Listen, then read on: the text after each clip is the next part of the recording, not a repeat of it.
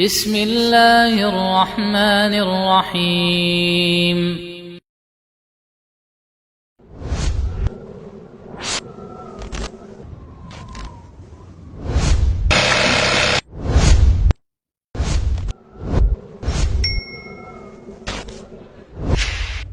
Maktab when Syar'i mid-style.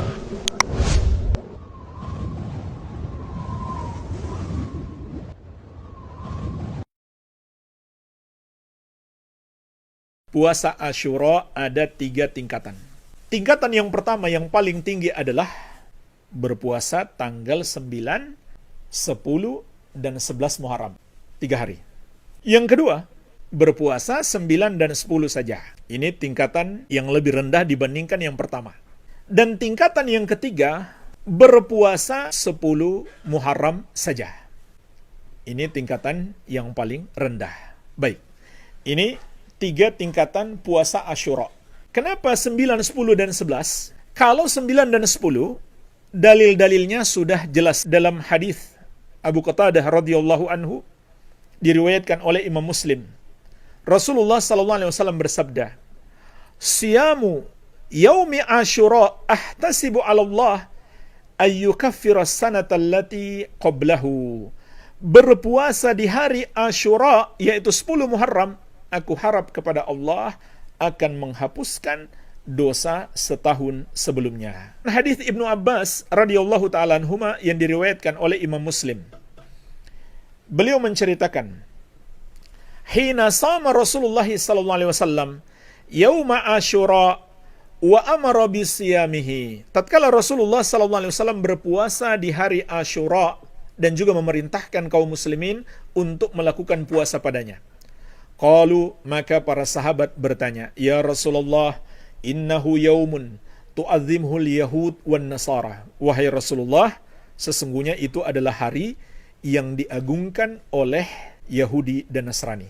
Faqala Rasulullah sallallahu alaihi wasallam, maka Rasulullah sallallahu alaihi wasallam bersabda, "Fa idza kana al-'amul muqbil insyaallah sumnal yaumat tasi." Kalau begitu, tahun depan insyaallah kita akan berpuasa pada tanggal 9 juga.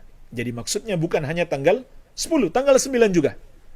Falam ya'til am al-muqbil hatta tuwfiya Rasulullah sallallahu alaihi wa ala alihi wasallam. Namun kata Ibnu Abbas radhiyallahu anhuma, belum sampai tahun depan Rasulullah sallallahu alaihi wasallam telah wafat.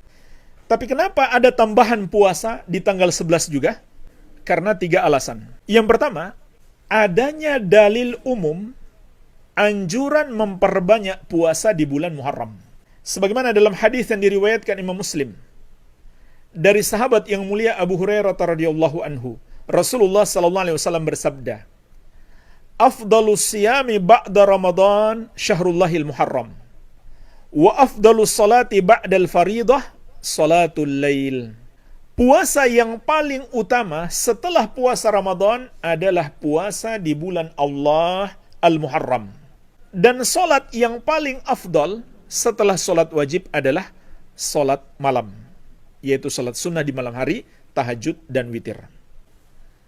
Sehingga kalau kita berpuasa tanggal 11, maka ini termasuk bulan Muharram, termasuk memperbanyak puasa. Memang ada dalil khusus tentang keutamaan puasa tanggal 11 Muharram, tapi hadisnya dilemahkan oleh sebagian ulama. Di antaranya hadis yang berbunyi, "Sumu yauma Asyura wa khalifu fihil yahud." Berpuasalah pada hari Asyura dan selisihilah padanya orang-orang Yahudi. Bagaimana caranya? Sumu qablahu yauman au ba'dahu yauman. Berpuasalah sebelumnya 1 hari atau setelahnya 1 hari. Diriwayatkan oleh Imam Ahmad dan Al-Baihaqi, Syekh Al-Albani dan para pentahqiq Musnad Ahmad melemahkan sanad hadis ini. Walaupun Syekh Ahmad Syakir rahimahullah, beliau menghasankannya. Namun pendapat yang lebih kuat, hadis ini dhaif. Tetapi tidak masalah kita berpuasa tanggal 11. Kenapa? Karena ada dalil umum. Rasulullah sallallahu alaihi wasallam mengatakan, "Afdalus siyami ba'da Ramadan syahrullahi al-Muharram." Puasa yang paling afdal setelah bulan Ramadan adalah berpuasa di bulan Allah Al-Muharram. Ini alasan yang pertama. Dan alasan yang kedua, Karena ada anjuran berpuasa setiap bulan 3 hari. Ini juga bisa dijadikan dalil. Karena memang lebih afdal di tanggal 13, 14, 15, namun itu bukan keharusan. Boleh berpuasa 3 hari setiap bulan, kapanpun kita mau. Yang penting 3 hari. Walaupun lebih afdal di tanggal 13, 14, 15 yang disebut dengan al-ayyamul bid. Kemudian alasan yang ketiga, para ulama juga mengatakan untuk kehati-hatian. Karena bisa jadi masuknya tanggal 1 Muharram itu ada kesamaran. Ya, biasa kan terjadi perbedaan pendapat antara negeri-negeri yang menetapkan awal masuk bulan Hijriah.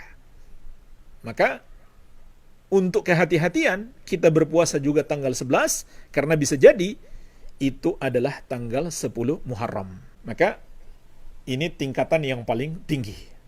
Kalau kita berpuasa 3 hari, 9, 10, 11 Muharram. Tingkatan yang kedua, 9 dan 10 saja, berdasarkan hadis-hadis yang telah kita sebutkan tadi.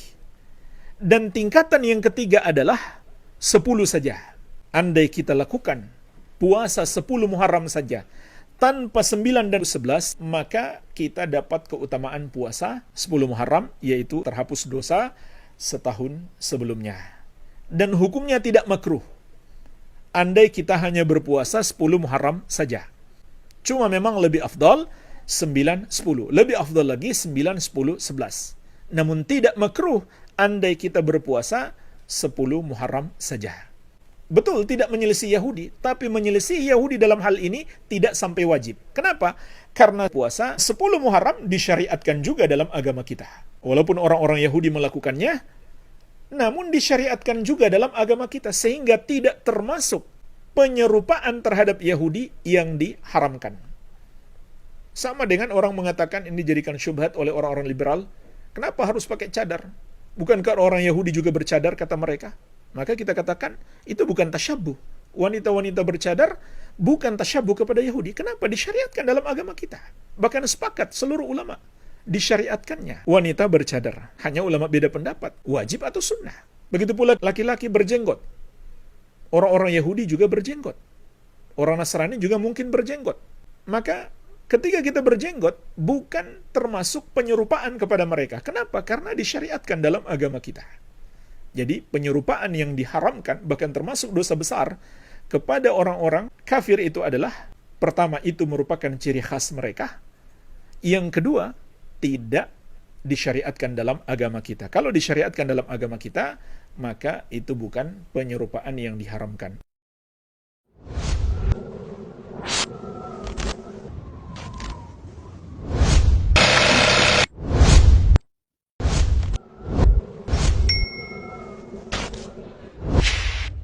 Makhtab, when Syar'i meets style.